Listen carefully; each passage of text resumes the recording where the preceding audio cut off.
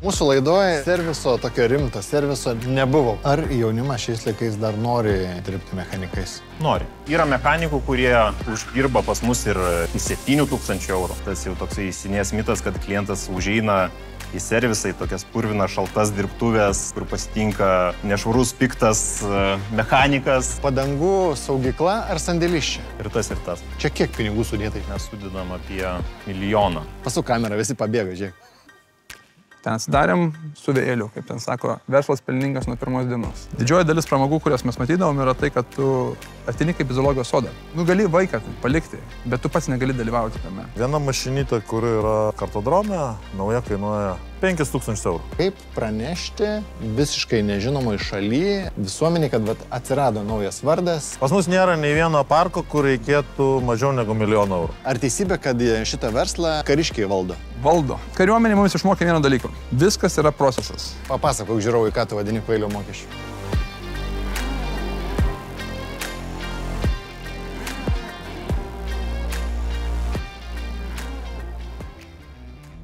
Sveiki, gerbėmėjai, sveikinuosi su jumis iš Tokijo.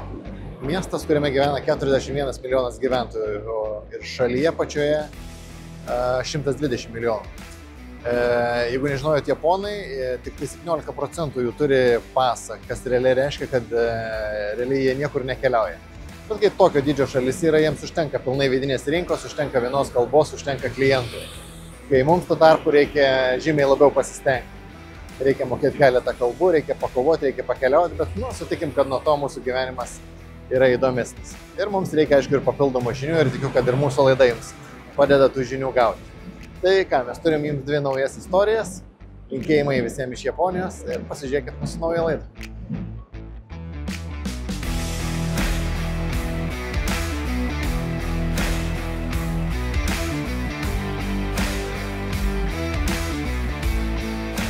Kiek išdalinat saldainių tokių?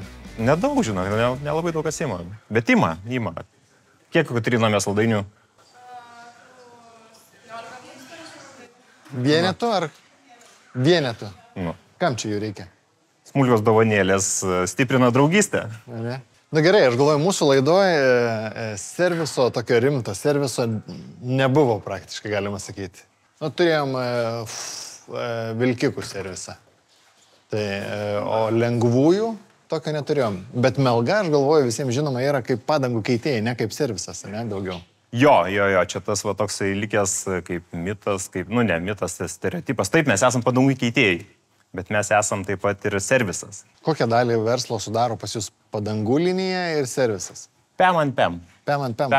Bet seniau jūs buvot grinai padangistai? Jo, prasidėjo viskas nuo padangų. Kaip šiandien atrodo servisas? Kas yra pasikeitę per tiek metų? Kas svarbu? Kas klientui yra svarbu?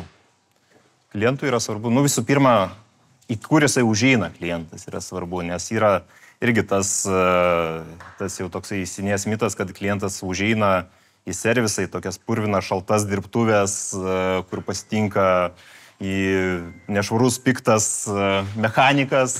Tai į garažą užeina? Į garažą užeina. Jo. O mūsų mintis buvo, kad žmogus užėjęs jau jaustų, tiksliau nejaustų stresą. Nes ėjimas į servisą, žmogui yra stresas. Taip, visiškai sutinku. Kaip pas dantų gydytoją. Visiškai sutinku. Nes irgi toks yra išlikęs stereotipas, kad užeis į servisą, čia tave apgaus, čia tave aprieks, čia šnekės tau nesuprantamais terminais ir taip toliau. Aš manau, kad šitas atėjo tas toksai įsivaizdavimas gal net iš tų sovietinių laikų, nes tais laikais buvo, mechanikas buvo ten didžiulis karalius, ten reikėdavo eiti pas jiem kojas bučiuoti, nešti jiem kyšius ir, jisai ten tave apriekęs galų gale tavo mašinas tvarkydavo. Susimildavo jo sutvarkyti. Šiaip servisas tai man yra visiškai tokia intimi paslauga, ta prasme, kad pasitikėjimas visiškas turi būti, ne? Aš važiuoju pas bičiulį servisą dažniausiai, nes, aš niek nesuprantu apie mašinas ir ką man pasakys, tą sakysiu, turbūt reikia, ką žinau. Kainuoja tiek, turbūt. Kiek jūs turite šiandien aptarnavimo taškų Lietuvoje? 16 servisų. O Vilniuje kiek? Vilniuje 8. 8. Kaip jūs nusprendžiat, kur reikia atsidaryti ir kad tikrai reikia ten to naujo taško? Pagal srautus. Gerai, vat, klientų srautus. o kaip nusprendi pagal klientų srautus? Taigi nestovi ant gatvės ir neskaičiuoja, kiek automobilių pravažiuoja? Ar kas yra srautas? Kaip jūs vertinate? Tu skaičiuoji, kiek aptarnauji automobilių. Tu matai, kaip užsipildo tavo rezervacijos. Aha. Jeigu tu matai, kad tavo rezervacijos yra pilnos ir tu jau negali paimti daugiau klientų, paprastai reiškia, tau reikia dar atsidaryti taškų. Tai mes taip ir darom paskutinius kelius metus. Per paskutinius 2 metus mes atidarėm 4 naujus taškus. Kiek klientas yra pasiryžęs važiuoti kilometrų dėl lokacijos? Tai šiaip, jeigu yra pasitikėjimas, jeigu yra noras važiuoti pas tam tikrą žmogų, jisai važiuos per visą miestą. Į kitą miestą, aišku, nevažiuos, bet pas tą, su kuriuo jis yra sukūręs santykius, jisai važiuos per dalį miestą. Jeigu santykio neturiu, žmogui svarbu yra, kad arčiau. Svarbu. Gerai, tai čia švari ta vieta, ne? Parodinė, kur sukurti pirmą įspūdį, patikimumo įspūdį, kad šviesu. Bet eikim dabar ten, kur mes įsivaizduojam, kad bus visi murzini, daug dulkių, daug dūmų. Einam, pažiūrim. Patikrinti. Taigi. Kažkaip servisai skaičiuoja savo pajėgumą pagal keltuvų kiekį, ne? Taip. Visada čia taip, ne? Taip yra. Ir čia yra 1, 2, 3, 6. 7 dar ten už sienos yra. Ok, ir jau 7 Vilniaus mastais yra didelis servisas. Vidutinis. Standartinis mūsų servisas yra 9 vietos darbo. Yra 8 plus 1 ratų suvedimų skirta. Ok. Ir be keltuvo tu nelabai gali atlikti paslaugų automobiliuje, ne? Ne. Čia yra pagrindinis darbo įrankis yra keltuvas. Ir yra rimtesni mechanikai, kurie atlieka jau tokius sudėtingesnius darbus. Čia mes galim irgi pas vieną kolegą užeiti. Čia dabar išmetimo sistema yra kažkas tai tvarkoma. Čia būna ir variklis nusileidžia visas. Žodžiu, jeigu norit, galim perinkti automobilį. Automobilių mechanikas kiek gali uždirbti atlyginimo nuo žirklės kažkokios? Viskas priklauso nuo to, kiek jisai padaro darbų. Taip, tai yra mechanikų, kurie uždirba pas mus ir iki 7 000 eurų. 7 000 eurų? Taip. Per mėnesį? Taip, į rankas. Ir ką tokio jis daro? Jisai moka dirbti greitai, moka dirbti protingai ir jis dirba daug. Aš važiuoju pro šitą pasižiūrį, jisai darbuojasi vakare. Žodžiu, žmogus gali, jeigu yra darba, jis gali dirbti kiek nori, ir jis gauna už padarytą darbą. Taip. Supratau, o tai čia visai kitas lygis. Kaip jums pavyksta sukonkuruoti, nes aš įsivaizduoju, kad aš nuvažiuoju tą, kuris truputėlį paprasčiau, neturi administracijos, neturi priėmimo tiek daug, ne? Jeigu jis ima grinais, tai jo paslauga turi būti per pusę gal pigesnė. Tai taip ir yra. Tai mes, tiesą sakant, nelabai ir konkuruojam. Mes investuojam į savo darbuotojus, mes investuojam į patalpas, į įrangą, į gerą aptarnavimą, į garantiją, į patikimumą. Ir tą žmogus pas mus gauna galbūt už šiek tiek didesnę kainą. Bet vėlgi, pas mus gauna patikimumą. Tuose servisuose irgi aš negaliu garantuoti, ar tikrai suremontuoja viską, ką pažadu. Irgi nenoriu 100% už kažką tai sakyti, bet pasitaiko ir tokių dalykų. Pas mus jie žino, kad tikrai mes padarysim tą, ką pažadėjom. Aha. Galvoju, ar yra buvę problemų, nes, nežinau, aš taip įpratęs nuvažiuoju, atidaviau raktelį ir jie ten kažką tvarko, ne?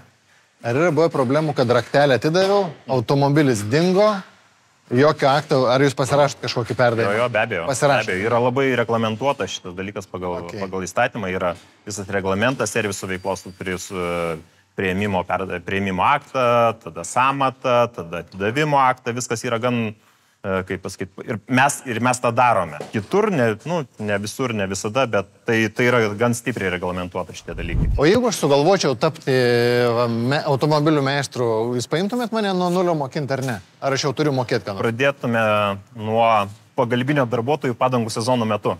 Tiesiog padavinėčiau padangas. Padavinėtum padangas, prisukinėtum, atsukinėtum ratą, eitum atnešti padangų, tuoj parodysiu iš kur. Aha, ir kiek aš galėčiau gauti algos? Priklausomai, kaip gerai dirbsi. Bet kaip gerai dirbsi ir kiek... Kažkokį bazinį atlyginimą gaučiau 1200.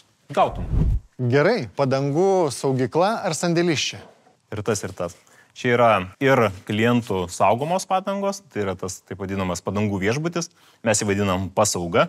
Aha. Kai klientas atvažiuoja, mes sumontuojame jam padangas ir jo dabar žieminės padangas pasidedam tvarkingai iki žiemos. Kas sugalvojo šitą paslaugą, tai reikia paploti per petį, nes čia ir uždirbate iš to gerai, realiai, ne? Nu, taip. Kiek kainuoja šiaip padangą pasaugoti? Nuo iki, tai priklauso irgi nuo dydžio, bet taip vidutiniškai kažkas, tai taip per sezoną 15 eurų. Viena padanga? Viena padanga tokia. 4 padangos 60 eurų. 60 eurų vienam sezonui. 60 eurų neužima 1 kvadrato. Ne.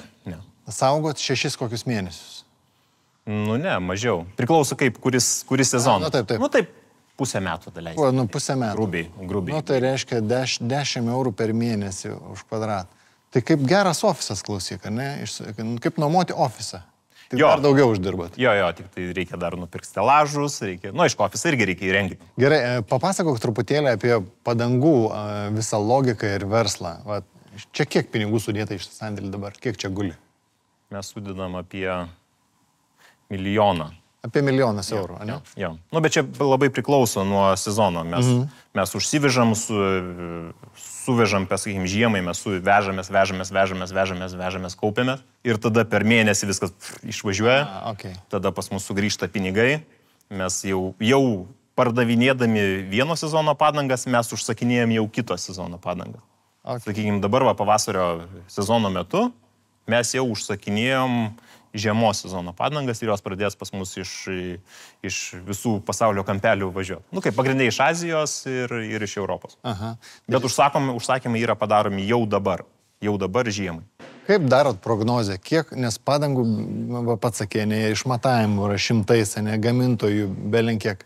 Kaip suprognozuoti, kiek kam kokių padangų reikės, nes pagal užsakymą nevežat padangų? Nu, vežam, yra Europos sandėliai, iš kurių mes galim galėti tam tikrą. Bet šiaip, tą standartą, tuos 50, sakykime, išmatavimų tu turi turėti čia ir dabar. Nes konkurentas gali turėti. Tai juos tu turi laikyti. Tai suprognozuojama yra, aišku, pagal buvusius pardavimus, pagal istoriją. Bet padanga ilgai galioja, ne? Kiek trunka? Kiek sandėlį gali gulėti padanga, iki praras savo savybės? Šiaip gamintojas deklaruoja 6 metus. Bet pas mus nėra senesnių negu 3 metai padangų.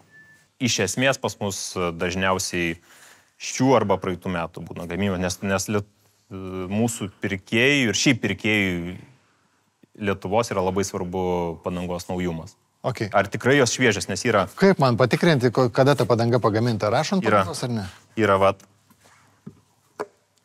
Yra tas taip vadinamas dotas, kur yra užrašoma, kada pagaminta. Tai čia, pavyzdžiui, 24 metų, 46 savaitę pagaminta padanga. Ar kas nors paskutiniais metais atsirado kokių gamintojų, kurie sugebėjo atsistoti šalia, kokie čia populiariausiai yra Goodyearas, koks nors... Michelinas? Ne, čia tokia konservatyvi rinka, naujų žaidėjų nesiranda, tik išeina. Ir kažkiek konsoliduojasi. Pavyzdžiui, po to pačiu Michelinu, po Goodyearu, po Continentaliu dar eina antrinių eilė brandų, kuriuos jie po biški taip supirkinėja. Ir pasidaro tokią savo brandų šeimą. Netgi Azija ir Kinai negeba kažkokio gamintojo pastatyti į panašų lygį? Geba. Kaip jie technologijas turi visai neblogas, pasistatė jau. Bet ta padanga, jinai vis tiek yra pigesnė, o pigumas susidaro iš to, iš ko jinai pagaminta. Tai jie tiesiog dar kiniška padanga yra parduodama per kainą.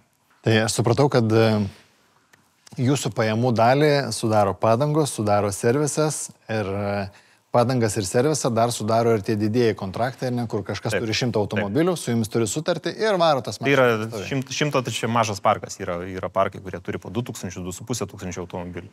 Ir jie aptarnauja tas Big Pharma kompanijas, tokias tarptautinės, kurioms reikia, irgi joms reikia mobilumo tiesiog. Jos nenori turėti turto, ten jį apskaityti, jį tenai prižiūrėti, tvarkyti, jie tiesiog moko tą veiklos nuomą. Ir kad jie nieko nesirūpina. Atvažiuoja pas mus, pasikeičia padangas, nuvažiuoja pas dilerį, pasidaro aptarnavimą arba pas mus. Bet dažniausiai tai yra nauji automobiliai. Ir aš galvoju, netgi klientas ne pas jūs eina, nes klientas turbūt turi kontraktą su kokiu nors, nežinau, ten Avis, Sixtum, IB ar su kažkuom iš tų didžiųjų, turi tą parką. O jau jie su jumis turi kontraktą dėl aptarnavimo. Taip. Kokią dalį tada jūsų pajamų sudaro tie žmonės, kurie tiesiog iš gatvės ateina? Iš gatvės tie fizinukai, taip vadinami. Taip. Irgi žiūrint, kokioj paslauga. Bendra visam verslė jūs. Irgi PEM ant PEM. PEM juridiniai, PEM fiziniai. Pas mus tai pasiskirsti yra daug, bet tuose kitose jau ten tokie santykiai didesnis.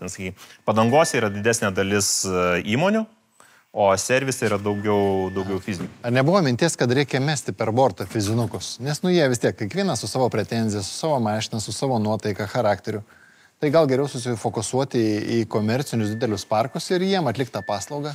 Fizinis klientas, žinot kaip, serviso biznis yra senesniuose automobiliuose. Aha. Nes nes verslo klientai važinėja su naujais automobiliais, jie netie genda. Okay, teisus.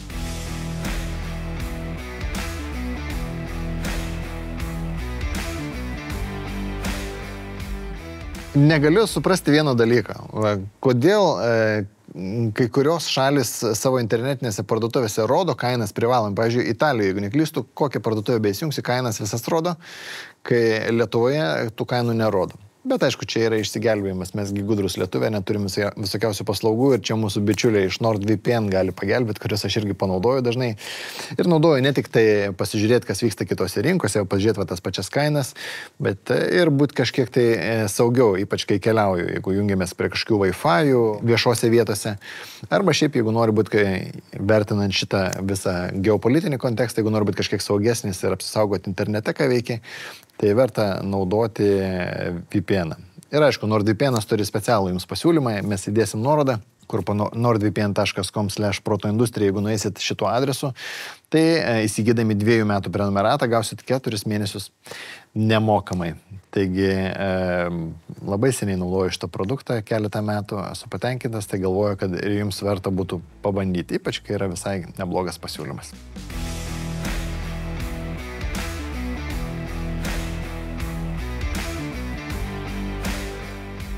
Gerai, gerbėmieji, kaip ir apie pramogą šiandien turėtumėm kalbėti, bet man kas įdomu, kad mes dar nebuvom versle. Žiūrėk, pasuk kamerą, visi pabėga, žiūrėk. Tai iš karto pasakysiu, čia kas išsilakstė, tai čia yra šito verslo ir įkūrėjai ir valytojai. Ten pabėgo Justas už marketingą, Andrius, kuris šiuo metu valdo organizaciją, Vytenis ir Rolandas yra jūsų įkūrėjai, nesame nuo pat pradžių. Tai mes juos visus šiandien pagaudysim iš tų pakampių, kurie čia išsilakstė ir pakalbinsim kiekvieną už ką jie atsakingi, už jų konkrečią sritį. Bet pradėsim nuo Vytenio, nes Vytenio dar ir lėktuvą reikia suspėti, ne kada. Spėsim, ramiai. Spėsim, ne? Ar teisybė, kad šitą verslą yra kariškiai valdo? Valdo. Valdo, nu. Žodis toks stiprus, sakyčiau. Įkūrėm, mes su Rolandu esam karininkai buvę. Kai kurie sako, būsiu nebūna. Aha. Bet tas tiesa. Kadangi aš truputėlį susipažinęs esu su Adventikos istorija, kas turėtų ir žiūrovą nustebinti, kaip valdoma šitas verslas. Bet eikim kokį ratą, apeisim, pasižvalgysim mane ir tuo pačiu... Mielai, prašom. Čia tik reikia suvokti gal, kad esam pačiam pirmajam, pačiam seniausiam parke. Tai... Nuo čia sustartavot? Nuo čia startavome čia, Adventikos prekės ženklų. Nes yra ir prieš istorija prie viso to, nes nieksgi negimsta taip iš eterio. Tačiau, ką tai reiškia, čia yra pats prašiausias parkas pas mumis. Kiek dabar turit parkų? Mes dabar 4 operuojamus ir 5 tuoj bus atidarytas Liepos mėnesį. Ir po 1 skirtingose šalise. Tam yra irgi, kaip sakyčiau, strategija. Lietuvoje jūs turit Ozę čia Vilniuje? Lietuvoje prekybos centre Ozas. Turit Rygoje? Latvijoje yra prekybos centras Olimpija, vadinasi. Ir paskui mūsų sekantis buvo etapas plėtros į keistą pusę, ne į vakarus, o į rytus, į Moldovą. Tikriausiai žinot, kad Moldova yra, kaip ten sako, pati neturtingiausia Europos šalis, bet, prisiminkim Lietuvą. Kai buvo pačioj pradžioje 90 metai ir panašiai, mes buvom alkani. Alkani kokybės, alkani geriausių sprendimų, alkani naujų procesų ir ko tik nebūtų. Tas pats lygiai Moldovoje yra. Ir mes tą atradom. Buvo priežastis tam, čia gal ilga istorija pasakoti. Ten atsidarėm su vėliu, kaip ten sako, verslas pelningas nuo pirmos dienos. Ir tada turėjom tokią strategiją, kad, matai, mes norėjom validuoti mūsų verslo modelį. Ne tik tai pas save, ne tik tai rytų Europoje, bet kaip ir visi protingi žmonės, kurie versle nusimano. Jie sakė, norite savo verslą pelną, kaip sakyti, užauginti savo vertę, eikite į vakarus. Kodėl? Nu, ten yra standartiniai klasikiniai modeliai, kaip sako, žinai, ten EBITDAs kartotiniai, kai ten verslą vertini, į rytus visi ten bijo, nesupranta, į vakarus ten gali auginti vos ne dvigubai didesnį. Nu, tai skamba logiškai. Vadovėlių mes, kai MBA nieks nebaigė, neskaitė tų vadovėlių per daug, viską darėm savo rankom, tai gerai. Ir kad nueitum į vakarus, tau reikia dar centrinę Europą pereiti. Tai dėl to mes atsidūrėm Slovakijoje, taip aplinkybė sutapo didžiausiam prekybos centre Bratislavoje. Ir šiemet jau startuosim tuoj Vokietijoje. Nes reikia nepamiršti, kad Adventika yra ganėtinai intensyvus kapitalų verslas sustartuoti. Gražos geros, industrijos normos yra, šiek tiek kas mėgsta apie verslą galvoti, 3 metai yra normalu, kad turėti pilną investicinio kapitalo grąžą. Pilną grąžą. Pilną grąžą be jokių problemų. Tai mūsų atveju mes negi šiek tiek stengiamės anksčiau ir kai kuriuose rinkose buvo net situacija, kai per 1 metus. Tai va, su verslais yra paprasta. Mes turim aiškę strategiją, išsibandom savo verslo modelį skirtingose rinkose ir paskui pasiruošę busim jį replikuoti visai kitų mastelių. Stabdis klasikinis, man atrodo, kaip ir kiekvienos versle, kapitalas ir tavo gebėjimai. Gebėjimus užauginti yra mūsų atveju daug lengviau ir geriau, nes mes esam, nu kaip kariuomenė įprasta, susiplanuoti, susitvarkyti, pasiruošti, sustandartizuoti. Kapitalą jau čia kiti niuansai. Turėjom irgi išmokti, kaip kapitalas yra surenkamas per laiką. Nu, toliau mokomės, jeigu teisybę pasakius, dar nebuvo. Šitas buvo pirmas taškas, ne? Šitas buvo pirmas taškas. 4,5 tūkstančio kvadratų. Taip, beveik. Įrengti, kiek kainuoja maždaug tokį daiktą? Šiandien ar tų metų kainom? Nu gerai, tada kiek reikia? Ar žinai, kada mes atsidarėm beje? Per COVID-ą, kiek žinau, ne? Kada mes turėjom atsidaryti? Balandžio 1, 20 metais. Kas kovo 16 vyko? Neatsimenu. Nesimeni? Ne. Nesidėjai prie televizoriaus ekrano žiūrėdamas, kaip skelbiamas yra karantinas. Atskandu čionai, su komanda ruošimės atidarimui, nauji žmonės samdau, visą kitą. Ir taip, to žinutė, žinai, tai vis naujos ir naujos eina ir taip žiūriu, kad paskutiniai skrydžiai to čia bus. Žinutės apie užsikrėtimus. Apie užsikrėtimus ir visą kitą. Ir žmonės skambina, sako, Vyteni, arba tu rytoj pas mumis namuose, arba nežinau, kas čia bus. O kur gyvenai tuo metu? Jeruzalėje. Jeruzalėje. Tai mūsų atidarimo laikas buvo taip nelabai gerai suplanuotas. Tai atsidarėm iš karto, kai tai leido. Tai buvo birželio 18 diena. Ir kadangi jau turėjom tikrai rimtą įdirbį su žinomumo sklaida, prieš tai dar buvęs mes turėjom tokį pop-upą, mes sakėm, vėlgi lietuviškas žodis geras, ne, trečiam aukšte čia turėjom mozę. Tai kai atsidarėm birželio mėnesį, nežinau, ar lietuviškai sakyčiau, anšlagas iš karto buvo. Žmonės atėjo ir suprato, nes ko tuo metu rinkoje tikrai nebuvo, tai nebuvo kokybiškų paslaugų, kurios, gal galim sakyti, sutvarko 3 skausmų taškus, nes mes juos identifikavom jau dar prieš tai buvusiam versle. Tai tėvams, įsivaizduokit, turi vaikus, kai ateini prie kažkokių pramogų, dažniausiai kas vyksta. Kiekvienas pagal savo kišenę, bet šokas gali būti kainą pasižiūrėjus. Okei, nu, šventė dažniausiai, žinai, imi, čia vaikui negi gaila. Pasidalini, įleidi tą vaiką. Antras šokas būna tada, kai supranti, kad tu įsigijai labai trumpą patirtį. Nežinau, 15 minučių, 30 minučių, vaikui to neužtenka. Vaikas ko nori? Pratęsti, ar ne? Aišku, tada šokas iš naujo, vėl moki, vėl tas ir tada klausimas yra aplamai, ar tu, nu, per tas negatyvias patirtis, ar tu benori tą vaiką negi tenai prie tų pramogų beleisti ateityje, gal aplinkui kokią ratu apeisi ateityje ir panašiai. Bet trečia, man atrodo, žiauriausia yra dalis yra tokia, kad didžioji dalis pramogų, kurias mes matydavom, yra tai, kad tu ateini kaip į zoologijos sodą. Tu matai, nu gali vaiką palikti, bet tu pats negali dalyvauti tame. O tuo metu, kai vaikas yra, nu, grubiai iki kokių 11-12 metų, tas ryšys jis yra dar tamprus. Nu, tie, kas turi vaikų, gerai supranta. Jisai, kad ir keliom minutėm vaikas sako, nu, tėti, mama, pažiūrėk, kaip aš ten moku šokinėti. Arba parodyk, kaip tu sugebėsi, pavyzdžiui, per šį čia pereiti. Ne? Ir tas ryšys, man atrodo, jisai, aš nežinau, aš nesu ten psichologas, aš esu inžinierių mokslus baigęs, bet jisai iš tikrųjų, jisai yra tikras dalykas. Ir va tą patirtį, kad tu jam galėtum suteikti, vadinasi, mes turim galvoti apie tai, kad visos tos pramogos, jos turi būti padarytos taip, kad tėvai galėtų dalyvauti kartu. Aš čia vat, vis juokauja, nesako, kad Vytenis tai pas mus žvalgas. Kodėl tave taip vadina? Kariuomenė mums išmokė vieno dalyko. Viskas yra procesas. Tu neteini tiesiog chaotiškai prie problemų, ne? Yra ciklas, kuris yra visiems labai gerai aiškinamas. Susirinkti duomenis, o tam reikia žvalgovo, juos išanalizuoji, irgi galbūt yra žvalgo profesija tam tikrą prasme, analitiko, ar ne? Tada, ką tu planuoji savo veiksmus, įvertinęs visas tas aplinkybės, visą informaciją, kurią turi, o paskui gyvenini planą.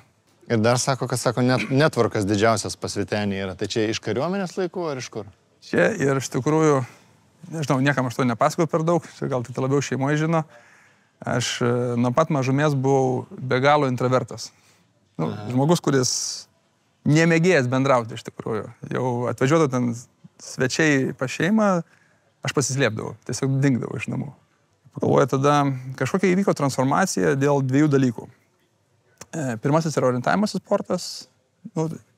Sportas orientavimas, dėl to man jis tai tiko ir patiko, bet man atrodo, bet koks sportas būtų lygiai taip pat išvedęs. Tada atsiranda rezultatai, atsiranda pasitikėjimas, atsiranda bendruomenės, kurie yra gera ir malonu ir įdomu būti, daug laisvės pasirinkimų, kai tu esi nepriklausomas ir pats priimi sprendimus. Tai čia, sakykime, gal vienas etapas, o sekantis etapas būtų kariniai mokslai. Jungtinės Amerikos valstijose, ten iš tikrųjų pati Amerika, tokia tave perlaužia kitaip, nes tu supranti, kad nežinau, tik girdėjai, čia be anglicizmą vėl grįžkim, bet čia yra frazė, amerikonai dažnai mėgsta, sako, fake it until you make it. Ne? Dėl ko jinai, man atrodo, ko jinai pagrįsta, yra tuo, kad čia ne tai, kad tu turi kažką meluoti ar kažką įsivaizduoti, tu turi save pristatyti užtikrintai. O užtikrintas yra tada tas, kuris tiki to, ką jis tai sako. O kaip pačiam sekėsi, kai keliauji daryti verslus, kad ir adventik ir dabar, nesakai, neseniai grįžom į Lietuvą, bet tuoj vėl išvažiuos. Kaip valdyti verslus, juos kurti, kai tu gyveni kažkur kitur? Kaip atrodo ta rutina? Du akcentai. Tikrai reikia pabrėžti. Pirmiausia, aš neįsivaizduoju, kaip galima kurti verslo pačiam vienam. Nes yra ne tik tai smagių akimirkų, yra ir sunkių akimirkų. Bet jas pereiti, jas atstovėti, jas atlaikyti yra fantastika, kai turi su kuo tai dalintis ir kaip tą daryti. Ne? Tai, kad aš nuotoliniu būdu galėjau valdyti verslus ir aš dažniausiai pasirinkdavau tą administracinę pusę, kur nereikia man fiziškai vietoj kažkur važinėti, bet aš galiu būti įmonės direktorium, ten tvarkyti tą visą, nežinau, administracinę dalį, juridiką ir taip toliau, duomenų analizės ir taip toliau, tai aš dariau dėka verslo partnerių, tai viena. Antra, šiais laikais tai jau nieko nebestebina, bet aš prisimenu, žinai, kaip sako, kai tingų žmonės visą laiką ieško sprendimų, kaip tą savo tinginystę palengvinti. Ir klausimas buvo, kaip nuotoliniu būdu priimti sprendimus ir valdyti verslus tokiuose ūkiniuose reikaluose, nežinau, nuo elektroninių parašų iki elektroninės bankininkystės ir taip toliau. Ypač, kai aš buvau įmonės direktorius, dažnai yra įstatymų tai suvaržytos tam tikros teisės, apribotos ar nustatytos. Ir ieškau tų sprendimų. Tai, ką mes pradėjom daryti po COVID-o, daryti nuotoliniu būdu, mes jau 5 metus atgal, 2015 metų jau tą mes jau darėm. Einam pasižiūrėti, ką čia sukūrėt.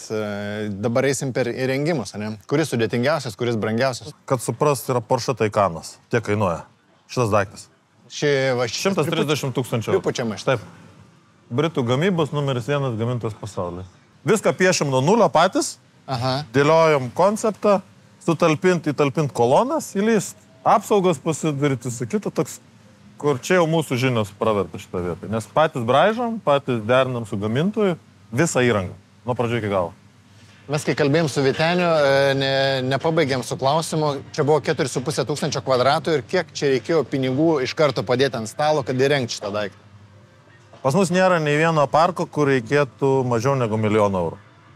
Jeigu skaičiuojame infrastruktūrą, visus kitus dalykus, čia aišku labai priklauso, ką su prekybos centru sutarsi, kokios nuomos sąlygos, kiek gausi įrengimų ir taip toliau, bet standartiškai tokio parko įrengimas nuo 2,5 milijono prasideda eurų.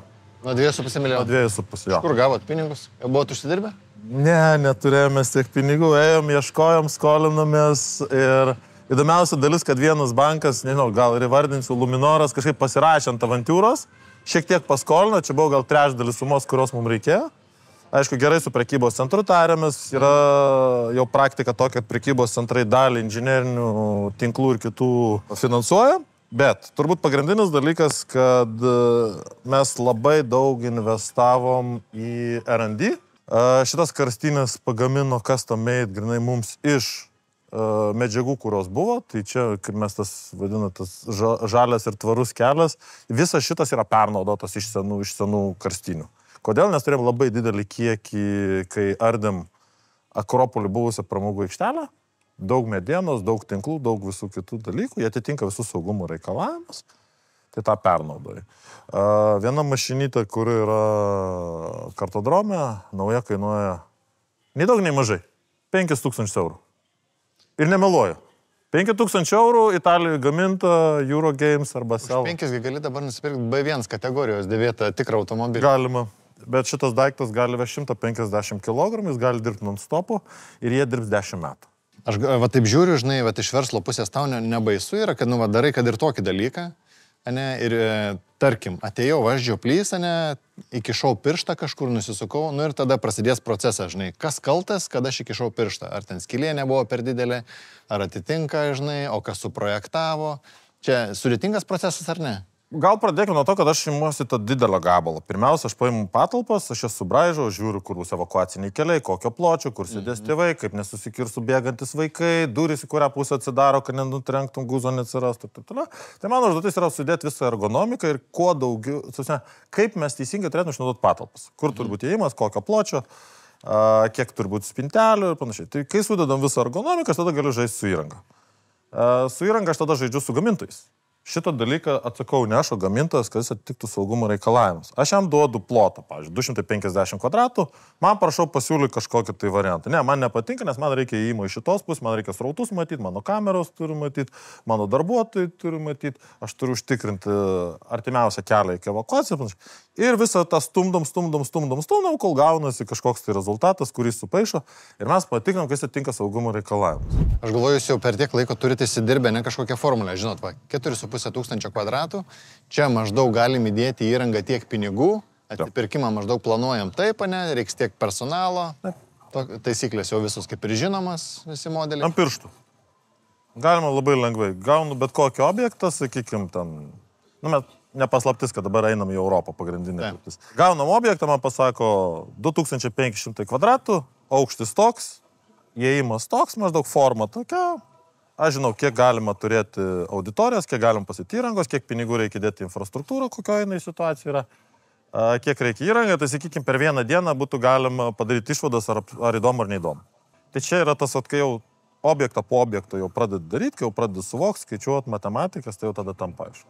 Žinai, tai pasižiūrėjus jūsų balansus, ne, pasiklausius, jūs atrodo, gal nesudėtinga, žinai, gal čia verta padaryti. Kiek laiko jums reikėjo, kad pasiektumėt tokį žinių lygį ir gebėjimą atidarinėti tokius parkus? Kokių... Kad nesumal, kokį 30 metų. Ne, tiek nereikėjo. Ne, tai mes pradedam nuo kariuomenės. Ne, iš tikrųjų, čia yra daug dalykų sudėtų tai, ko neturi kiti, ką mes atsinešim iš kariuomenės. Daug. Iš tikrųjų, tai yra analitika, duomenys, tai yra projektavimas, skirtingi veiksmų variantai, komandų formavimas, valdymas, daug dalykų yra. Iš tikrųjų, tai čia aš gal šaržuoju, kad 30 metų, bet yra nemažas kiekis. Tikrai.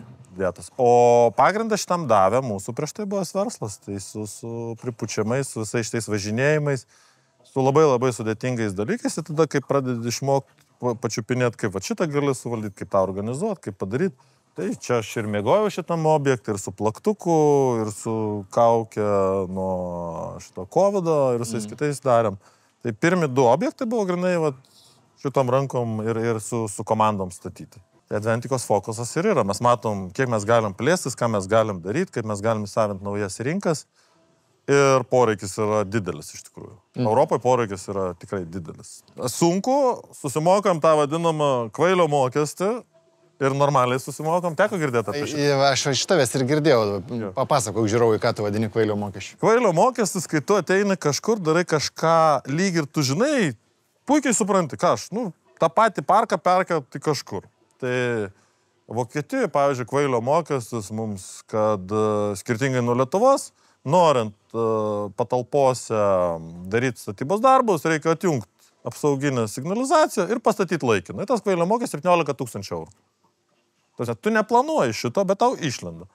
Tada pasirodo, kad tau dokumentacija kažkiam ten, sakysim, Lietuvoje kainuoja vieną sumą, tu nesitik, kad atsiranda biurokratiniai reikalavimai šitam. Kokioje nors ten Bratislavoje, pavyzdžiui, pasirodo, kad darbuotojams reikia duoti kuponus pietums apmokėti. Privalomai. Taip, ten nedidelė suma, ten keletas eurų, bet tu galvoji, o kaip taip yra, nes tu net nežinai iš tos bazės, ir tu negali visko žinoti. Vis tiek kažkur kažkas išlenda. Kokia buvo maks įtampa versle, kurią esi patyręs? Oi, kai su Vyteniu sėdėjom žiauriai didelę minusą, praleikėm su keletų renginių. Pačioj pradžioj, dar su team buildingais, su įmonių renginiais. Sėdėjom tokiam dugne, kad jau, kaip sako, kas to nebeišsitrauk, giliau nebepakasi. Tai buvo klausimas toks, kad ar išgyvensim ar ne su to įmonė. Ir turbūt didžiausias dalykas, ką iš to atsinešam, mes visą laiką labai ramiai projektavomės, dėliojom, su nieka nebuvo. Tu kaltas, aš kaltas, pirštais badyti, ieškot panašiai. Paėmėm, kažkaip kapstėm, išsikapstėm, pradėjom augti, supratom, kur mūsų klaidos, pasimokėm, skausmingi, čia žiauriai skausminga pamoka buvo. Tikrai buvo labai didelės sumos pinigų, kur ten iš serijos beturėsi namus ar nebeturėsi namų. Va, ir išsikapstėm, padarėm. Tai čia buvo tokia sudėtinga situacija.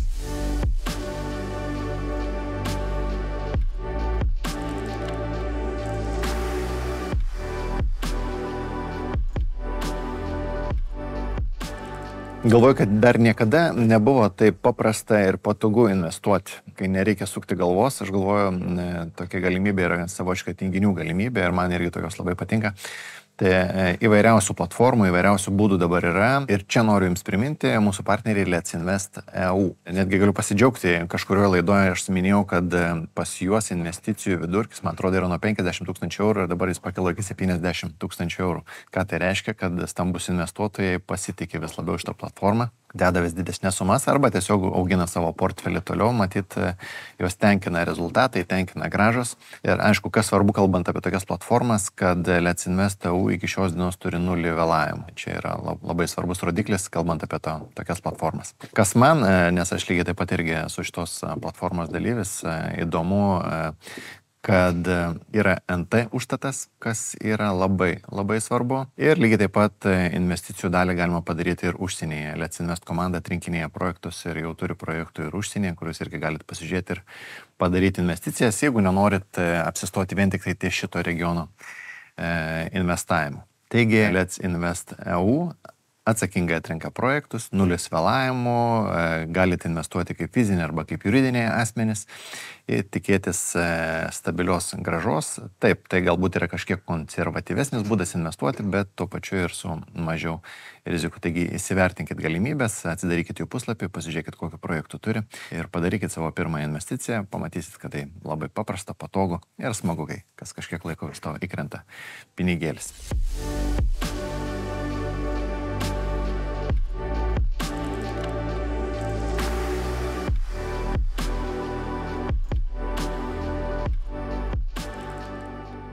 Ar jaunimas šiais laikais dar nori dirbti mechanikais? Nori.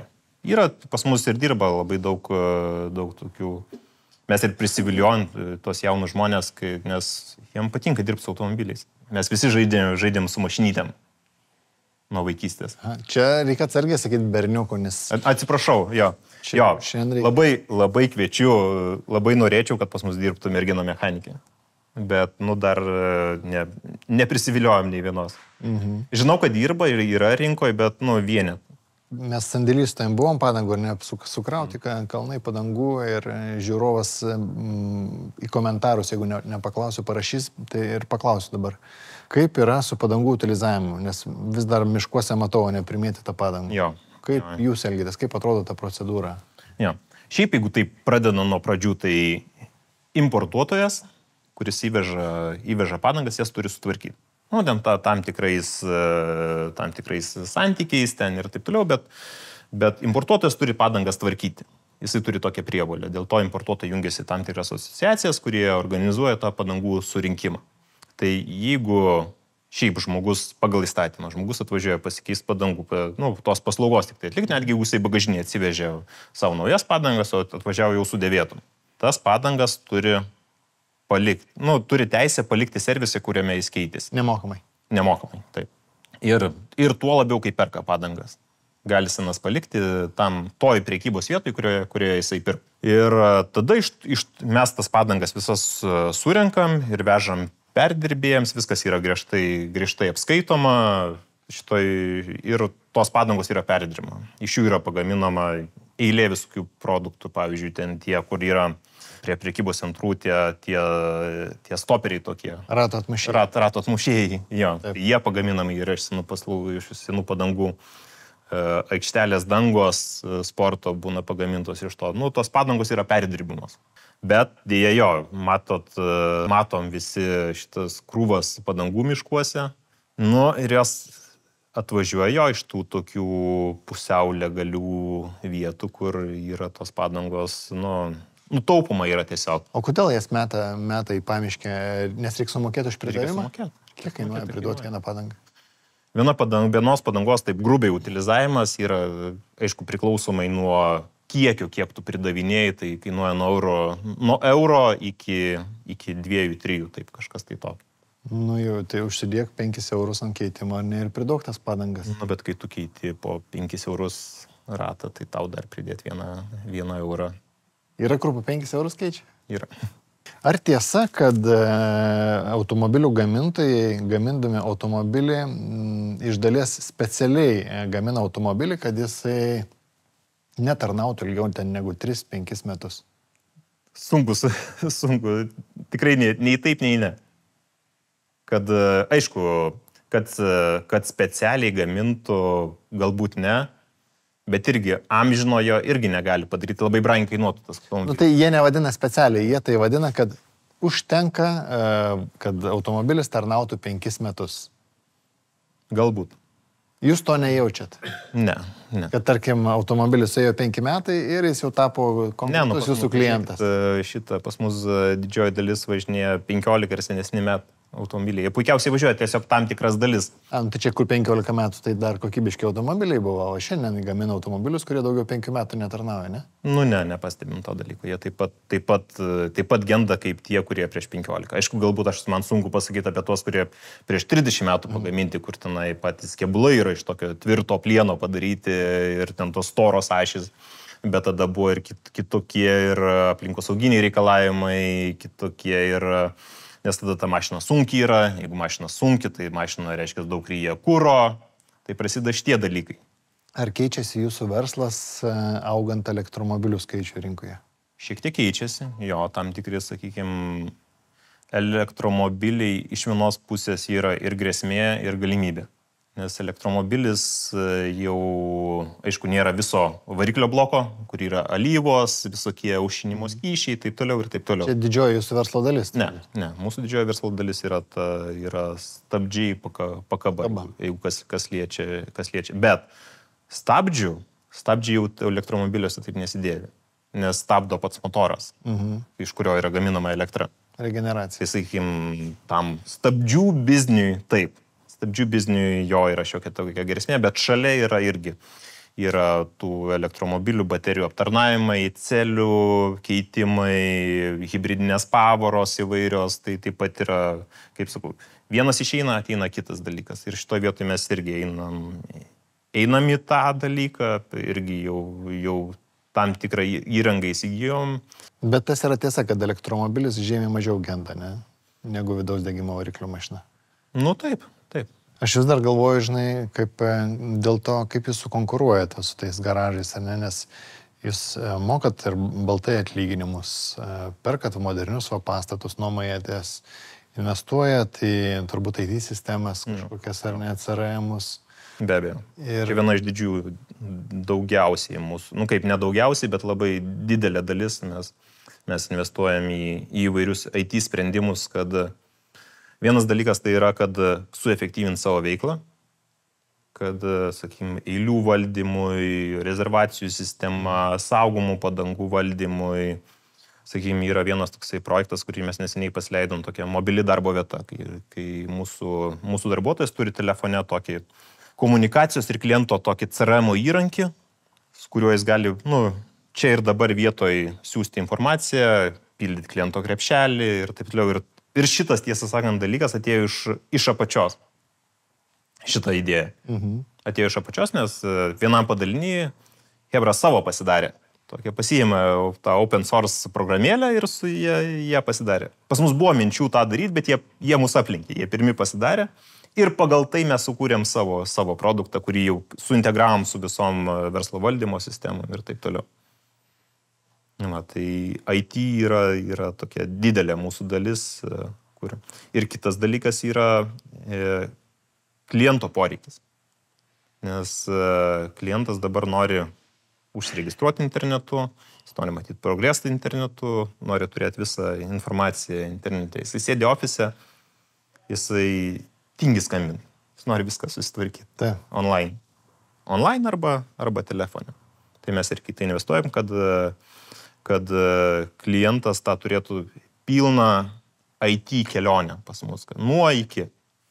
Šiaip iš esmės netgi toksai yra, kad galim padaryti taip, kad netgi klientus mes neturėtume su juo jokio iš viso.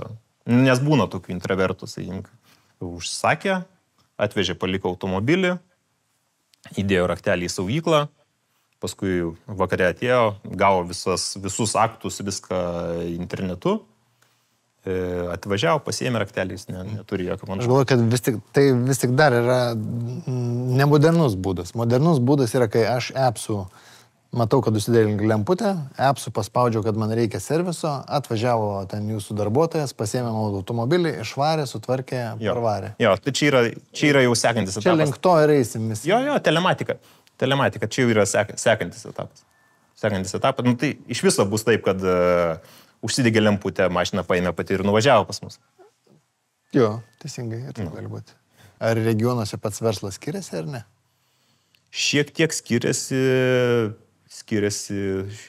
klientas, galbūt paslaugų nomenklatūra, bet net nėra tokio, tikrai pagal mūsų verslą nėra dviejų Lietuvų, yra viena Lietuva. Galbūt, sakykime, regionuose mes mažiau atliekam padangų keitimų, bet padangų mes parduodam visur panašiai, serviso irgi atliekam visur panašiai. Kaip planuoja šito verslo augimą? Ar nebeplanuoja šiuo metu augimą, jau estų užpildę rinką? Ne, planuojam toliau. Planuojam toliau ir tiek fizinę plėtrą, tiek tą technologinę plėtrą ir pardavimų plėtrą. Ir čia... Dar nesame mes pilnai užpildyti taip, kad būtume 100% visur visuose padaliniuose. Bet tam tikrose vietose, kuriuo esame užpildyti, ten toliau turim auginti ir statyti dar fiziškai naujus padalinius ir tuo pačiu efektyvintis. Per aišku, su IT pagalba, visai IT, dirbtinio intelekto, kaip sakiau, tą kliento skaitmeninę kelionę, o čionai viduje kuo labiau suefektyvinti procesus, kad mūsų darbuotojams reikėtų kuo mažiau įvedinėti informacijos į kompiuterį. Nes tai labai daug sugaišta laiko būna iš popieriuko, ten įvedinėja, arba, tokius daro techninius, mechaninius darbus, kuriuos šiaip gali padaryti robotas. Aišku, kad jis nebedarytų to darbo, tai irgi yra dvi pusės. Tai vienas dalykas yra, reikia sukurti įrankį, tie įrankiai ne visada lengvai kuriasi. Kitas dalykas yra tą pokytį įvesti, nes būna žmonės bijo pokyčių. Tai tuos pokyčius reikia suvaldyti, bet pas mus, kiek mes darėm, šitų naujų įvedinėjom savo įrankių, ne 100%, kad visi lengvai kaip paėmė ir priėmė tos pokyčius. Niekada taip nebūna. Bet, sakyčiau, mūsų Melgos komanda tikrai tuos pokyčius gan lengvai ir su entuziazmu priėmė. Juos, aišku, turi parduoti žmonėm. Ir žodžiu, naujam taškui, kai sprendi dėl naujo taško atidarimo, žiūrit, ar šalia esantis jų servisas yra pilnai užkrautas? Mes gal žiūrim daugiau miesto. Per visą miestą. Tai žodžiu, kai tu pasakai, iš tavo lūpų, kai išeina pasakymas, mes atidarinėsim fizinius taškus, tai čia turi sudėkti lemputę pas servisiukus tuos, nes reiškia, jūs iš jų atiminėsit klientus. Jo, bet mūsų servisų kol kas yra 16 šiam momentui. Lietuvoje šita veikla užsiimančių įmonių yra 3000. Tai šiaip mes, tai sakykime, dar netokią ir didelę dalį darom. Nors pagal rinkos tyrimus, kuriuos mes darėme, tai Melga yra pirmas pasirinkimas. Pasakykit serviso pavadinimą, pirmą serviso pavadinimą šovys jums į galvą. Tai klientas pasako Melga. Tu pats šitam verslė jau 10 metų. Aš daugiau šitam versle daugiau negu 15 metų. Automobilių. Daugiau, aišku, man prieš Melgą teko dirbti su tokia eksploatacinių medžiagų ir detalių prekyba, o dabar 10 metų jo esu Melgoje, jau tokiam šitam paslaugų biznį. Kaip atrodo tavo kasdienybė, ką tu veiki? Šiaip, kas yra vadovo darbas? Vadovo yra pagrindinis darbas, yra darbas su žmonėmis. Su servisų vadovais tavo darbas? Jo. Serviso vadovais, ofiso komanda. Tai jeigu yra 16 servisų, tai tu dirbi su 16 žmonių kasdien. Jo, 16. Ir dar plus yra ofiso komanda, kur mes irgi tam tikro pasiskirstę esam sritimis. Reikia darbuotojams dėmesio visą laiką šiaip. Yra irgi tokia aksioma. Taip. Darbuotojui reikia dėmesio, išklausyti visų pirma išklausyti jo problemas ir padėti jam su ta kasdienybė, su jo problemom. Ar dirbi kaip nors dar atskirai su vadovo komanda? Nežinau, jūs Be abejo. mokai juos? Be abejo, būna susirinkimai, čia yra, klasika irgi, bet šalia susirinkimų yra jo, mes šiaip visų darbuotojų tą stengiamės investuoti į kvalifikaciją, ne tik tą techninę kvalifikaciją, bet ir tų minkštųjų dalykų kvalifikaciją į psichologinius dalykus, į konfliktų valdymą, emocinio intelektų ugdymą, galų galia tų klasikinių vadovavimo mokymų. Kaip atrodo servisas, kuris finale visus nugalės? Tas, kuris turės aukštą MPS, tai yra gerą klientų aptarnavimą, ir tas, kuris visą laiką bus technologijose prieki. Okay. Koks jūs NPS-as? Virš 70.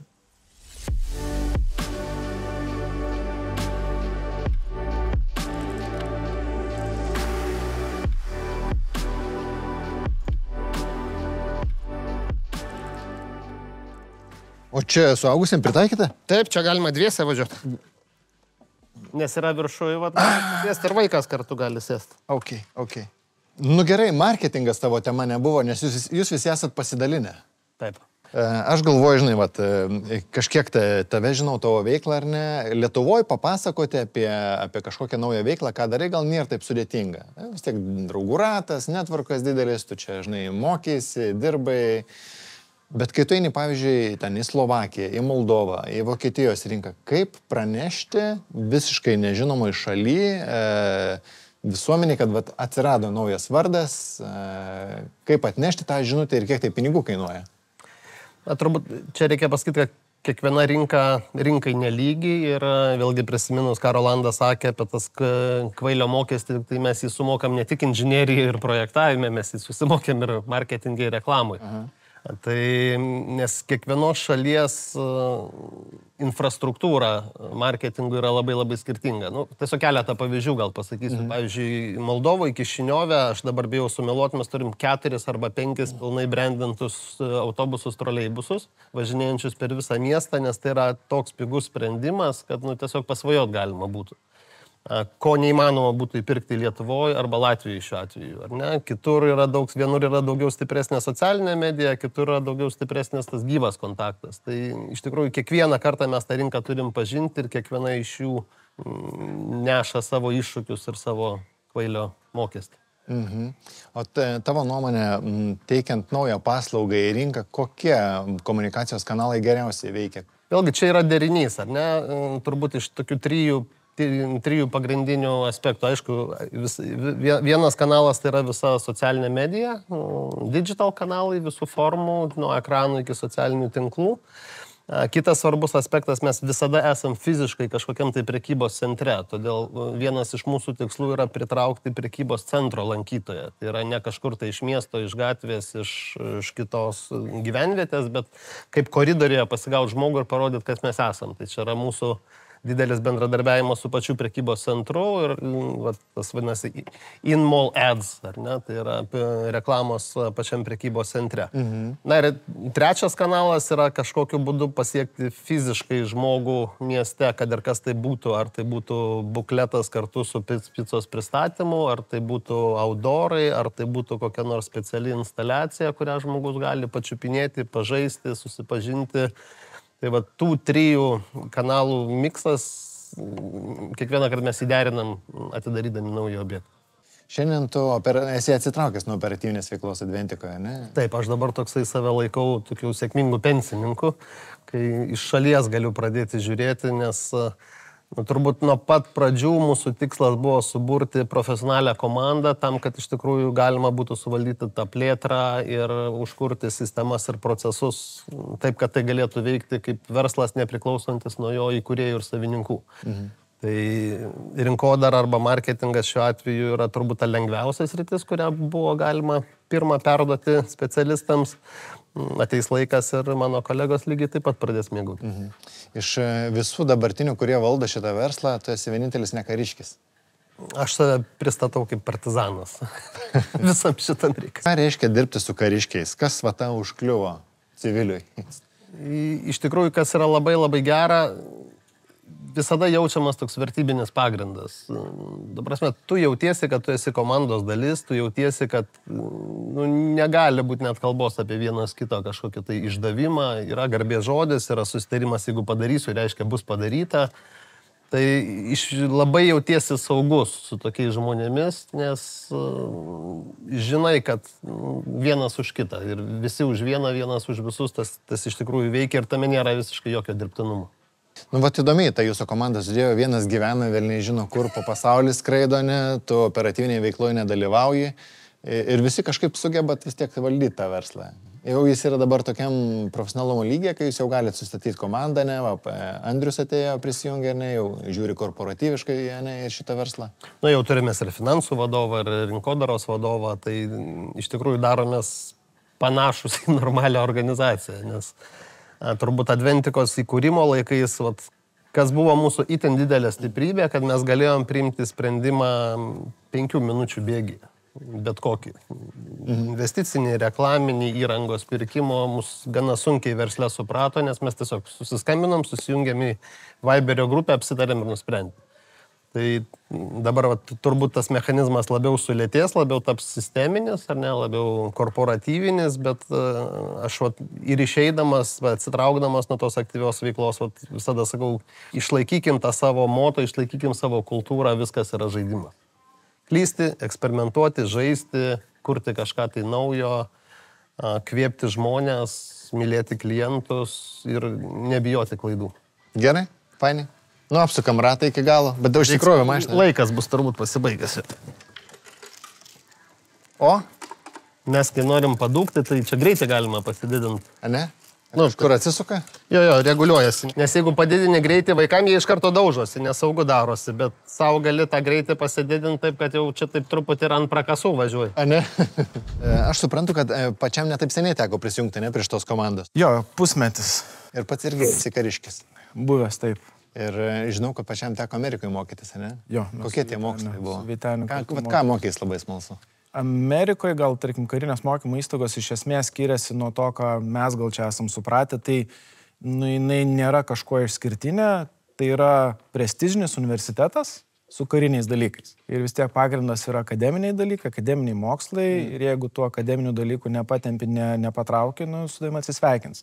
O kariniai dalykai viskas yra šalia, tai kiekvieno semestro yra po porą, trejetą galbūt karinių dalykų, praktika visą laiką vasarą yra, kadangi laivyno akademijai mokiausi, tai visą laiką laivynė kažkur. Amerikoje galbūt ta akademija 4 metai, to tokio universitetinio išlavinimo ir tik tai pirmas žingsnis. Kai baigė akademiją, tu eini dar mokytis jau tos savo specifinės specialybės. Tai mano kambariokas buvo English major, anglų kalbą mokėsi, gali rinktis ką tik tai nori. Jisai po akademijos ėjo mokytis branduolinį inžinieriją tam, kad galėtų ant branduolinių laivų tarnauti. Kitas kambariokas, angliška oceanografija, okeanografija, galbūt ar ocean engineering, mokėsi, jis irgi nuėjo tarnauti povandeninius laivus, kas vėlgi 1,5 metų dar po aukštojo mokslo baigimo. Aš šiek tiek išskirtinis, grįžau iš karto į Lietuvą ir tiesiant laivo ir į jūrą. Nu gerai, ir kaip sekėsi įsijungti į šitą verslą? Nesuprantu, kad reikėjo perimti vadovavimą, ne? Jo, aš iš kariuomenės išėjau prieš 9 metus ir į tokią, nežinau, besiplečiančią grupę, kuri dirba iš principo su IT ir konsultaciniais projektais įvairiose pasaulio šalyse.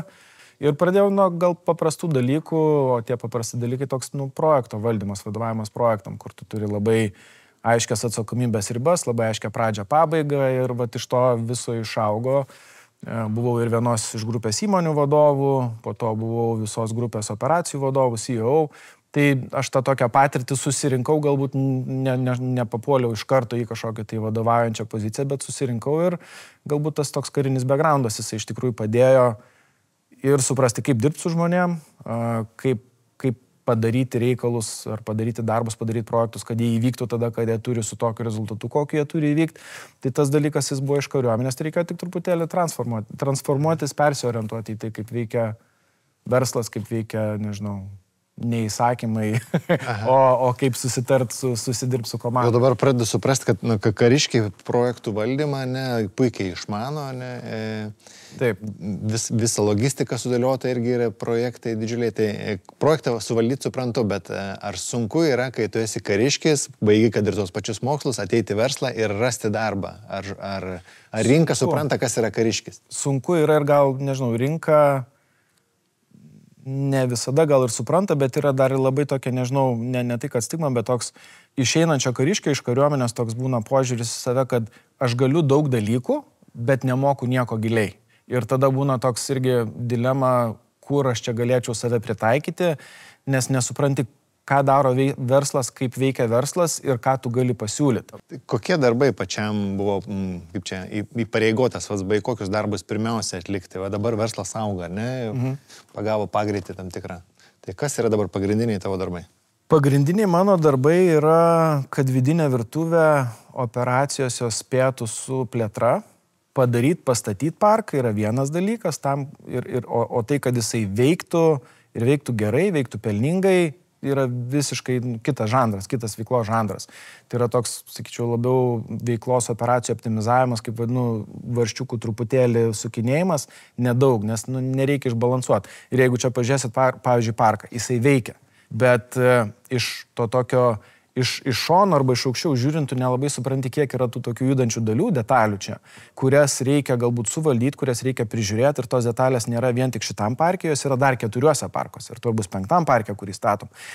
Ir tam, kad verslas jisai būtų tvarus ir veiktų ilgalaikį perspektyvoje, tie dalykai, jie turėtų kaip įmanoma mažiau skirtis tarp parkų, jie turėtų būti lengvai galbūt replikuojami ir įgyvendinami, tam, kad veiklos valdymas jisai būtų paprastesnis. Tai į tokius dalykus pradžiai žiūrėjau. Kitas dalykas, didžiulis iššūkis yra iš tikrųjų iš Rolandų ir Vytenio sugerti ir nežinau, geresnio kol kas nesugalvojau, bet institucionalizuoti tą visą jų žinių bagažą. Kodėl? Tam, kad verslas iš principo jisai galėtų veikti nelaikomas jų už rankos, o galėtų pats augti organiškai ir atsirastų procesai, atsirastų galbūt kažkokie tai mechanizmai viduj, kurie kartoja arba daro tos tokius kartotinius projektus ir parko atidarimo, parko sukūrimo, sudizainimo, atidarimo ir paskui tos tokios testinės parkų veiklos. Tai į visą tokį dalyką žiūriu, bet tai tokia, nežinau, 2 drambliai arba 2 tokios kryptis, tai yra vienas plėtra, o kitas dalykas, kaip čia tos parkų veiklos ir operacijų optimizavimas ir sustygavimas, kad jos iš esmės būtų labiau kartotinės, o ne visiškai unikalios kiekvienam parke, nes tada labai sunku būna suvaldyti. Gal gali duoti kažkokių pavyzdžių, atėjęs, ką radai ir į ką pakeitėjai? Gali paskūsti, biški kolegas, kaip jie čia iki tol valdė šitą verslą? Labai daug laisvės ir dėl labai suprantamų priežasčių labai daug laisvės visada buvo palikta parkų vadovam ir viskas rėmėsi ant parkų vadovų. Ir taip kaip parko vadovas jisai pas save susiorganizuoja veiklą, taip jinai ir yra. Buvo, nežinau, tos tokios paprastos bazinės procedūros, ten tarkim parko atidarimas, uždarimas, kažkokie kiti dalykai, bet nėra didelių dalykų, nėra, nežinau, pinigų valdymo, tarkim, parke, ar nėra, nesakau, kad nėra tokio unifikuoto, tarkim, pinigų valdymo procedūros, nėra unifikuoto kažkokio tai personalo valdymo procedūros, aišku, ir dėl geografinės arba jurisdikcinių skirtumų. Nėra dar kitų dalykų, kuriuos aš iš principo noriu suvienodinti, tam, kad žmogus atėjęs, nežinau, tarkim, į Vilniaus parką, naujas žmogus, jisai žinotų, kad, aš galiu šiandien čia dirbti, nežinau, po pusmečio metų aš galiu išvažiuoti kokią Bratislavą dirbti ten, nes iš esmės veikia viskas taip pat skiriasi, tai dizainas apie pavilnius spalvos, kolektyvo dydis galbūt skiriasi, kad būtų labiau ta tokia veikla, nesakau kartotinė, bet labai panaši ir būtų lengviau valdyti. Ar turi kokią nors istoriją, kurią mėgsti prisiminti, kai yra sunkus momentas, arba kai kažkam sunkus momentas? Turiu. Buvo mano karjera, aš buvau laivo vadas 2 kartus. Ir buvo mano karjeroje vienas incidentas, kai dėl labai blogų oro sąlygų laivas atsitrenkė į krantinę taip stipriai, kad apgadinom korpusą. Aš apgadinau korpusą, tai yra mano atsakomybė. Burna išdžiuvo, balsas užkimo ir priejo prie manęs mano vienas iš pačių geriausių vadų kariuomeniai, kurios turėjau, admirolas, ir sako, Andriau, sako, ne tu pirmas, ne tu paskutinis. Ar visi sveiki? Visi sveiki, viskas, sako, tas svarbiausia. Tai va, šitą situaciją prisimenu ir man niekas nebaisu. Nu tai gerai, tai pabaigai mes turim tradicinę savo rubriką, ką vadinam Blitz klausimynų. Kaip turėtų atrodyti tik suaugusiems skirtas parkas? 2-3 akcentai. Tik suaugusiems skirtas parkas turėtų būti daug fizinės veiklos, nebūtinai sunkios, bet fizinės veiklos ir turėtų būti kažkoks, sakyčiau, ieškojimo kažkokios tai quest žodis dabar galvoju lietuviškai, nežinau, ieškojimo, kažkokio atradimo ir paslėptų dalykų ieškojimas galbūt šalia to. Vat man atrodo taip, su pritemnintom šviesom. Turi būti viena labai fizinė pramoga, tada turi būti kokia nors minkštųjų kamuoliukų zona, kur tu tiesiog gali puikiai atrodyti tiem, kurie labai nori gražaus, nežinau, teminio kažkokio savo Instagramom ir panašiai. O trečia tiesiog turėtų būti, man atrodo, kur žmonės yra priversti rungtyniauti. Bet ne per fizinę jėgą, bet per gali būti karaokės kontekstas, ar gali būti kažkur, kur būtų įvertinamas jų pasiekimas. Aš manau, kad jisai turėtų būti skirtingai negu mūsų įsivaizdavimo šviesus, su labai daug aktyvių pramogų. Galbūt tai nėra profesionalus sportas, bet tai yra į aktyvumą, muzika, skanus užkandžiai. Kokiai profesijai labiausiai tinka kariai? Taip, kariai yra 3 kategorijų, aš labai atsiprašau, kad čiučiut ilgiau. Gerai. Kariai apatinis lygis, kuris vykdo, seržantai, kurie transformuoja karininkų sumanimą. Mes esam karininkai, mes sumastom, tai mes esam vadovai. Tai karininkus reikia imti į vadovus. Organizatorius, projektų vadovai, organizuoti struktūras, numatyti strategijas ir panašiai. Seržantų arba puskarininkų lygmuo yra labai geras transformuoti aukštesnės vadovybės sumanimą, tai jie tiktų vidutinio lygio vadovai tokie, kurie galėtų perduoti, organizuoti ir panašiai. Ir įgyvendinti yra kariai. Nežinau, sakyčiau, vadovaujančias pareigas tikriausiai. Automechanikai, aišku. Gerai, jeigu... Ne, bet šiaip visom. Žiūrint, koks kariškis, jeigu šiaip, sakykime, pas mus labai yra, kažkaip tai kaip labai pastebėti. Po karo tarnybos yra labai geri darbuotojai. Ir vadovai, aišku. Jauti, kad jie kažką gauna, atsineša gero. Taip. Sakykime, tie, kurie eina kariškiai, kurie ėjo vadovaujamas pareigas, tai tikrai būna geri vadovai. Aš sakyčiau, kad bet tokios sprendimų priėmimo profesijos, kuriuose reikia apimti įvairių šaltinių informaciją, ją agreguoti, ir iš jos priimti tikslius sprendimus, yra kariai labai tinkami, jie gali būti parašyti. Tai čia yra bet kuri industrija. Biednai gyvendamas, ar gali būti laimingas? Aišku, gali. Kodėl ne? Jeigu tu esi laimingas įdėdamas kaime, gamtoje, prendamas krosnį ir ganydamas avis, augindamas vištas, iš kurių tu išsimaitini. Ir tau tai yra laimė, jeigu tai yra tavo realizacija, tai why not? Aš manau, kad yra daug tokių žmonių laimingų, kurie neturi tų pinigų ir jie puikiausiai savo gyvena. Pinigai reikalingi, pinigai svarbus, mes negalim nurašyti, kad mes čia gyvenam iš kažkokios tai, nežinau, įkvėpimo ar kitų dalykų. Mano supratimu, kuo turtingesni visi žmonės bendrai būtų, tuo laimingesni mes būtumėm taip pat. Nereikia bausti, nereikia bijoti žmonių, kurie uždirba daugiau, nes visą tai jie padarė savo rankomis, savo pastangom, savo paukotų laiku. Tai manau, nusipelnėm gyventi turtingai. Statistika rodo, kad verslo žmonės dažniau skiriasi negu tie žmonės, kurie nėra versle. Kodėl, kaip tu galvoji? Bet čia galbūt mano irgi toks specifinis pavyzdys, kad aš kariuomeniai, galbūt būdavo ilgų vakarų, būdavo pratybų, kai manęs nėra, bet aš niekada namo negalėdavau darbą parsinešti. Jis galbūt galvoja, ten kažkur yra, bet dėl to, kad daug įslaptintos informacijos, tu išeidamas uždarai ten, tarkim, kabineto ar štabo duris ir tu jo neparsineši namo. Versle galbūt, nežinau, aš dabar pats tą pastebiu, kad daug to darbo, nedaug, bet sąlyginai didelė dalis darbo, jinai grįžta su manim namo ir aš dar sėdžiu vakare kažką darau, ar žmona kažką daro, tai nežinau, galbūt tai. Verslas vis dar vaikšto iš paskos, ne? Tikriausiai, jo, spaudžia galvą. Stresas. Tik stresas ir tas streso parsinešimas namo. Čia, manau, yra pagrindinis.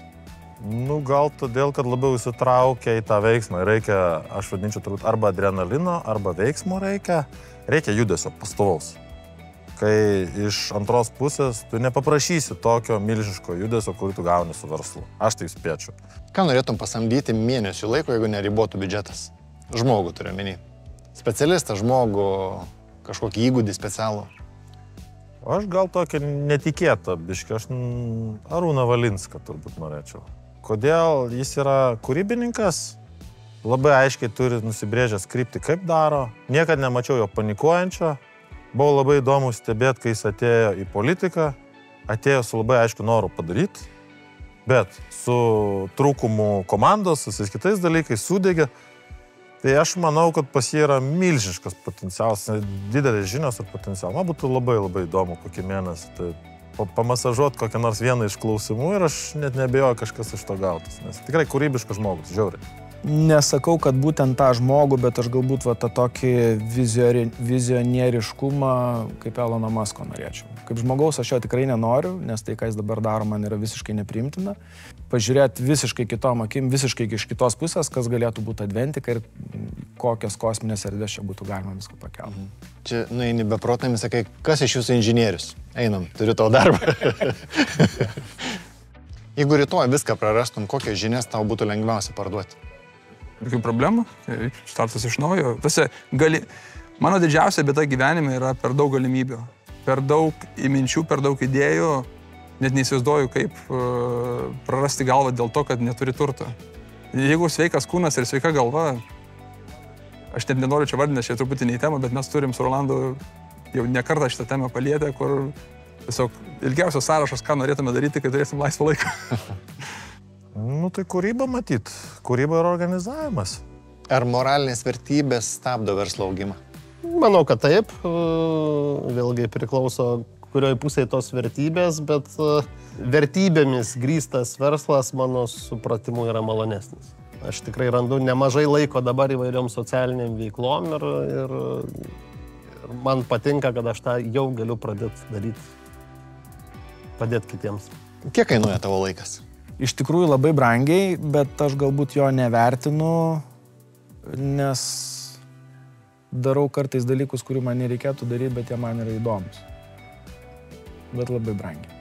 Gerai, tai fainiai, ačiū, kad pasidalinot visi kartu, kad parodėt šitą verslą ir linkim sėkmės. Dėkui. Ir apsilankys. Ok. Dėkui. Su vaikais. Su vaikais. Tai dėkui, kad pasidalinai, kad papasakojai apie verslus. Prašau. Šitą. Ir kodėl aš su kaklaraiščiu? Čia toks etiketas Japonijoje daug karšta, ne karšta, faina, ne faina, bet tai prideda tam tikrų bonusų taškų, kai dalyvauju kažkur tai pristatydamas kažkokius savo produktus. O tokia mintis man čia vaikštant kilo, galvoju, taigi šalis čia yra už Lietuvą kiek kartų, jeigu 120 milijonų gyventojų, tai 40 kartų didesnė šalis. Tai jeigu jūs, pavyzdžiui, su savo produktais ir su savo verslu išvažiuotumėte į Japoniją, ar tai reiškia, kad jūsų verslas padidėtų 40 kartų? Gerai, ne 40, 10 kartų. Bet tikėtina, kad padidėtų kažkiek ir gana ženkliai. Tai matyt galima galvoti taip, kad tą skirtumą, kurį jūs sutinkat negauti, persikeldami į kitą valstybę, o pasilikdami Lietuvoje, tai jūs sutinkat susimokėti už tą komfortą. Tai čia toks, galvoju, diskusijos vertas klausimas. Tai pagalvokite apie tai, ką jūs gaunat pasilikdami mažoje rinkoje, ko netektumėte atvykę į didelį rinką. Tai geras klausimas. Taigi tam kartui tiek, iki kitos laidos.